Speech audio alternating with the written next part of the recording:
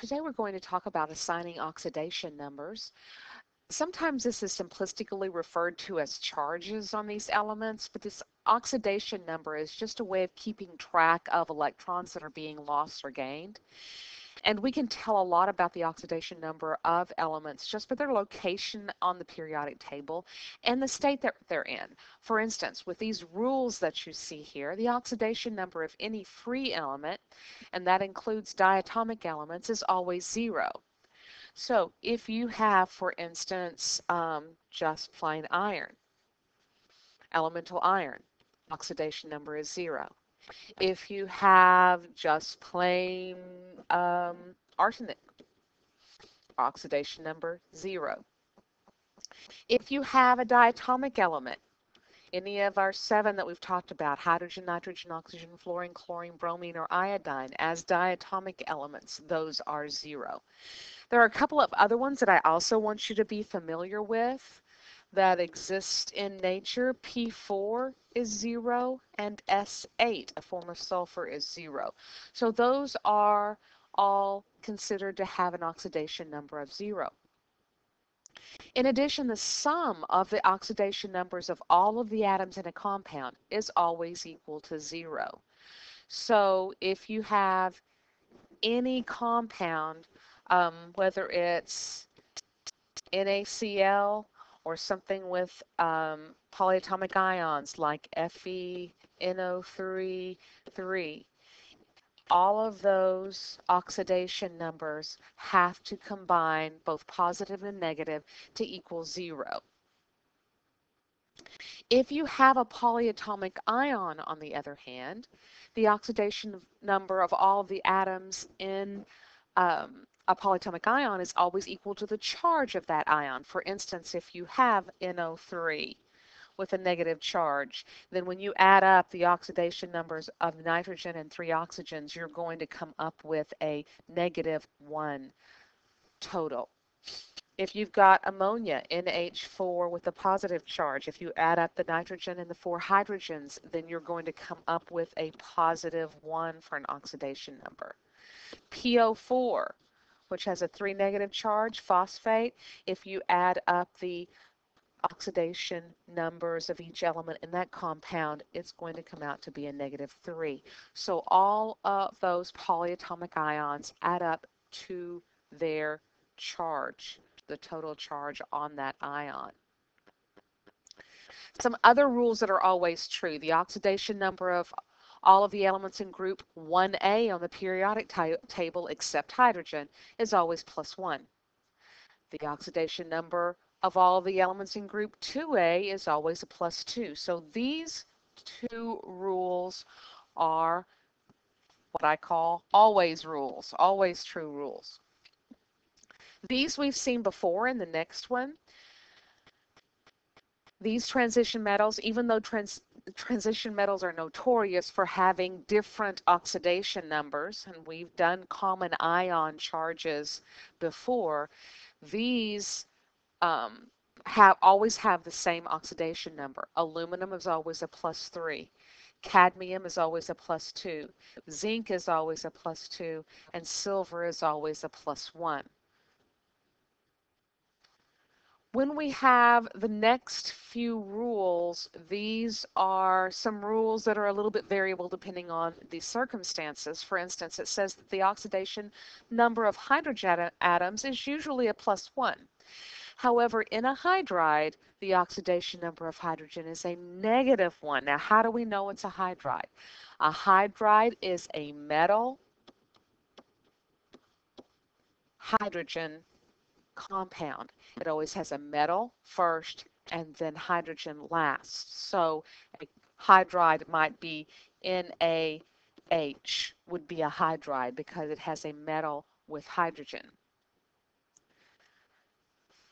H2O, on the other hand, is not a hydride. Not only does the H not come at the end, oxygen is not a metal. Since oxygen is not a metal, this is not a hydride.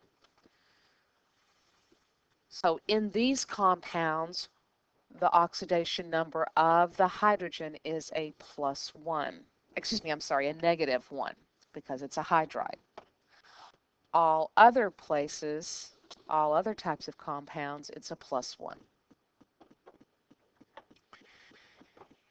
In the next one, it says the oxidation number of oxygen atoms in a compound is usually -2. However, in peroxides, the oxidation number of oxygen is a -1. We have learned the peroxide ion. The peroxide ion is O2 with a 2 negative charge. In this particular ion, since we have this O2 with a 2 negative, that breaks down into 2 oxygens, each with a negative charge. That's how we end up with that O2 2 negative. So anything that has just a single oxygen or has 3, 4, 5 oxygens, those cannot possibly be a peroxide. So our water example from before can't possibly be a peroxide. It doesn't have 2 oxygens in it. However, one of the classic peroxides is hydrogen peroxide, which is H2O2. One quick way to tell that you've got a peroxide is when you have a situation like this where normally we would reduce those 2's down to 1's. So if you ever see an oxide with 2 2's in it, you know automatically it's a peroxide. Some of the most common are H2O2, Na2O2, K2O2. Those are examples of peroxides. You may also see it if you have a situation in which you have barium, for instance, if that were a peroxide. Barium peroxide would look like this. Normally, barium oxide is simply Ba and O. Barium is in group 2A, so it's always a +2, making this oxygen a -2. But since barium is in group 2, and remember, that's an always rule, barium has got to be a +2. Well, if all compounds have to equal out to 0, which is another always rule, that means that our combined oxygens have to be a total of a -2. So again, this would show us that if that's true, one oxygen would have to be a -1. This is a peroxide. So that's how we recognize peroxides. In a binary ionic compound, the oxidation number then on this final rule, the oxidation number of elements in group 7A is -1. So again, if we see a binary ionic compound with a group 7A element, for instance, NaCl or KBr or Cu(I2), in each of these cases, it's a binary ionic compound because they all start with a metal, so it's an ionic compound. And in those compounds, those elements, those group 7A elements, are a -1 for an oxidation number. Not so if we've got a compound like this, for instance. In this case, chlorine is not in a binary ionic compound. This is a tertiary compound. It's got 3 elements. So chlorine is not a -1 in that compound. And we'll look more at that when we show our examples here on the next part of the notes. So let's look at these examples. In the first example, I'm going to tell you right now that that is a mistake. Let's just go ahead and change that. That's supposed to be NaI. There's no such thing. At least nothing that I know of that's NaI2. So NaI is the compound. So if we've got NaI and we want to know what the charge on each element in that compound is, the first thing we're going to do is look at our rules. And if you look at the group 1A rules, you'll see that sodium is always a +1. Is there an iodine rule, a group 7A rule? Yes, the last rule says that if it's in a binary ionic compound, that the group 7A element is a -1 for an oxidation number. So when I answer this, First thing I want to make sure, does everything add up to 0 in this? And it does. So the way I would answer this is that Na is going to be equal to a +1, and iodine is going to be equal to a -1 for an oxidation number. Our next example, FeCl3. Well, if you look up iron, iron does not have a rule. It's a transition metal, and it's not one of our always true transition metals that have a known charge. So what else do we know? Do we know anything about chlorine? Chlorine's a group 7A element. We do have a rule for that, the very last rule. If you look back at your notes, it says that if we have a binary ionic compound, group 7A metals are a -1. So chlorine is in a binary ionic compound here, so its charge or oxidation number is a -1. Be very careful. You have to get total charge. And I try to be really systematic when I start dealing with elements that have more than one atom of that element in the compound, because we need total charge. I have a -1 for chlorine, but notice there are 3 chlorines. What that means is that my total negative charge or total negative oxidation value in this compound is a -3. So what does that tell me? It tells me if I'm going to make this thing equal out to a total of 0, which it must, that iron must be, the positive must be a +3. And since there's only one iron, that means iron has that +3 oxidation number.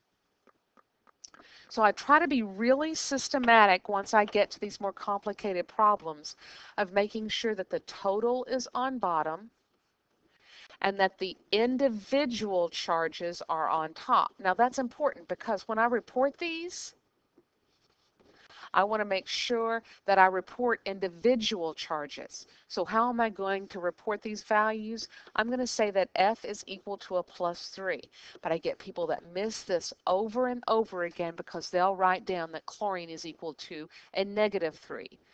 Chlorine's individual charge, and it must be individual, is not a -3. Its individual charge is a -1. So please make sure and notice, do the individual charges have to add up to 0? And the answer is a resounding no. It does not have to, they do not have to add up to 0. The total charges, however, do have to add up to 0. So keep this in mind.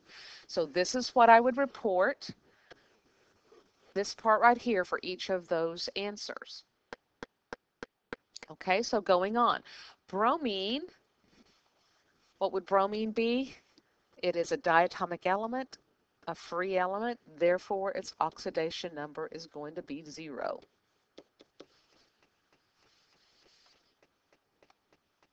What about the next one, sodium nitrate? Notice this one has more than one element in it.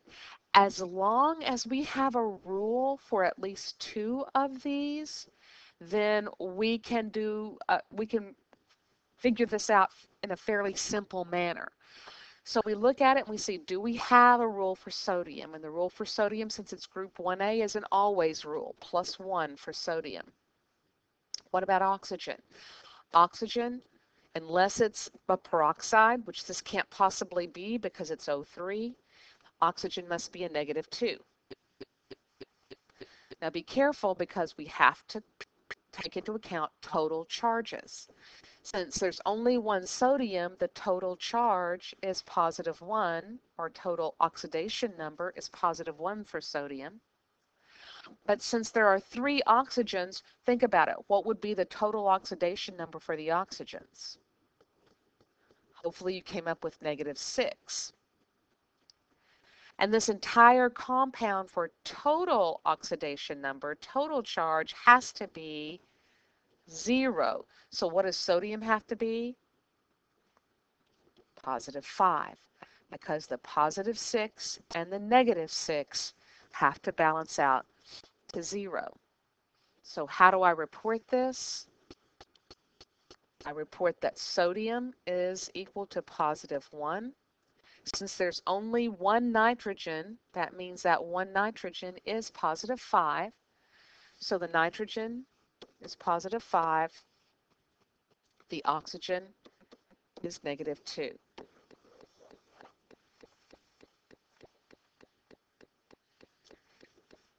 KClO4. Do I know more? Do I know at least 2 of those? And the answer is yes. I know that potassium, since it's group 1, is always plus 1.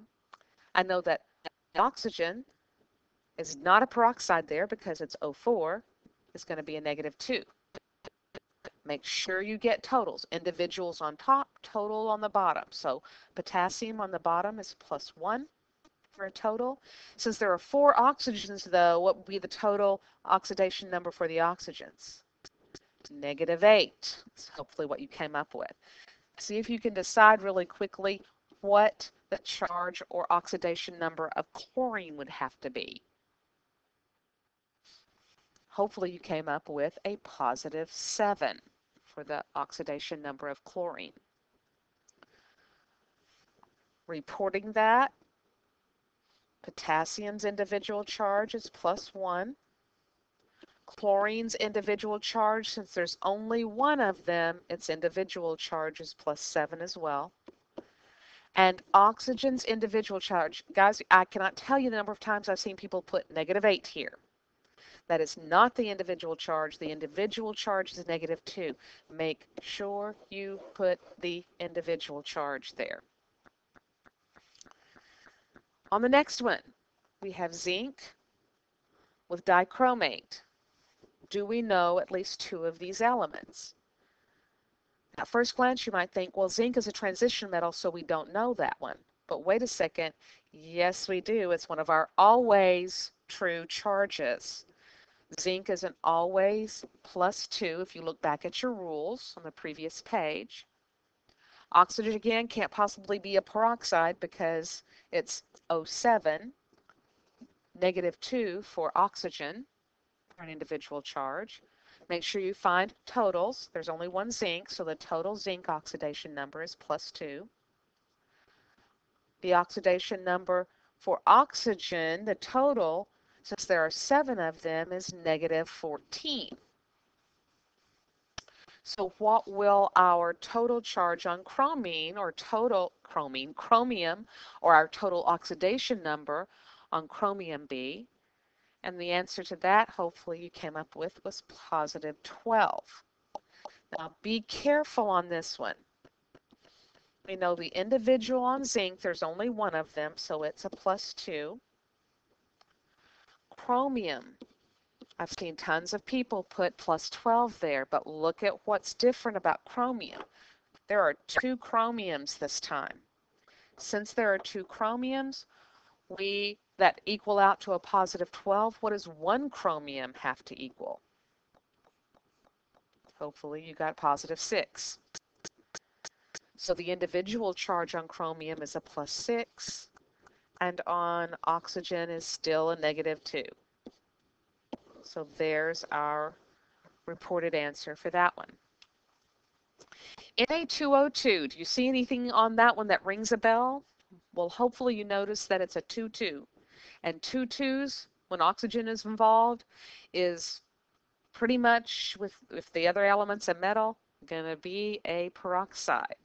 So if that's true, sodium's plus 1, and oxygen this time is negative 1. Let's see if that works out to 0. If sodium's got a total plus 2, because there are 2 of them, oxygen's got a total negative 2, that does equal out to 0. So I'm going to report Na equal to plus 1, and this time for a change, oxygen equal to negative 1. We've seen lots of negative 2s for oxygen, but peroxides are the exception to that rule. S8, yeah, it's one of our weird ones back from our free elements. S8 is free sulfur, different form of it, and the oxidation number for sulfur here is going to be 0. Got a little extra equal sign in there, but S is 0 in this case. Our last 2 examples are going to be a little bit more difficult because when we look at these, look at this first one, chromium with permanganate. do we know two charges, at least two elements, oxidation numbers? Chromium's a transition metal. It's not one of our always true transition metals. So no, we don't know what its oxidation number is going to be. And manganese is the same situation. So in this case, we don't know two of them. If we don't know two of them, we're going to have to separate this out. We're going to have to do this a little bit differently. We need to know what the oxidation or charge is for manganate. If we don't know what that first element's oxidation number is, we're going to have to pull that polyatomic ion out. So check your polyatomic ion list. You should have these, getting these memorized. That polyatomic ion permanganate is a -1. So if we know that permanganate is a -1, think about what that tells us. That means since there are 6 of them, it's a whole lot easier if you'll circle that permanganate. And think about if there are 6 of them, that means the total permanganate charge or oxidation is -6. Once we know that, what does that tell us about chromium? It's got to be a +6. So we've got one of them knocked out. We know that chromium is a +6. Now, personally, I think that the easiest way to do this now is to take and treat permanganate, the polyatomic ion, as an individual or as a group and set it equal to its charge. What do I mean by that? It means that I'm going to realize that when I add up all the oxidation numbers in permanganate, they're going to equal the charge on that ion, which is a -1. So for once, I'm not going to have something equal to 0. Permanganate is not a compound, it's a polyatomic ion. So it's going to equal out to a non-zero value for its oxidation or charge. So what else do we know? Well, we do know oxygen. Oxygen, O4, there's no such thing as a peroxide in a polyatomic ion, at least not one that I know of. So if oxygen is a -2, what does that mean? It means that we've got a total -8 since there are 4 oxygens. If that's true, what does manganese have to equal? Remember, we have to get it equal to -1 this time. That's right, manganese has to be a +7 because +7 and -8 gives us a -1 overall. So now we know that manganese is a +7. We know that oxygen is a -2. Excuse me. The last one is lead with sulfate. Once again, we don't know lead's oxidation. It's one of our metals that we don't know the charge for sure on it. It has variable oxidation states. And we don't know sulfur either. So since we don't know lead and we don't know sulfur, we're going to have to do it the way I just showed you. Now, I wish you'd try it on your own real quick and take the time to look at it and see if you can get it. Circle the polyatomic ion, find its charge, figure out what lead has to be, and then come back and set sulfate out by itself. So if you did that, hopefully you circled sulfate and hopefully know it already or looked it up that it's a -2. So if the charge or oxidation on sulfate is -2, what's the total oxidation state of sulfate in this particular compound? Since there are 2 sulfates, the total is -4. Since this is a compound altogether, it's got to equal 0. So what does lead have to be? +4 in this case. So we know that lead is a +4. So now we're going to pull sulfate out by itself. And what are we going to set it equal to? -2, its charge. Sulfate is an ion, a polyatomic ion, so we have to set it equal to its charge. So Now what do we know about sulfate? We know that oxygen is a -2. Since there are 4 of them, we know that's a -8 total. We just said this whole thing has to add up to a -2 overall. So what does that tell us about sulfur's oxidation state? +6, because +6 and -8 gives us an overall -2 for an oxidation state or charge. So when I report this, remember, I'm going to report sulfur individual as +6, and always be careful about oxygen. If you get something other than -1 or -2 for oxygen, you've done something wrong. So -2 for oxygen, and that's the oxidation state breakdown for that particular compound.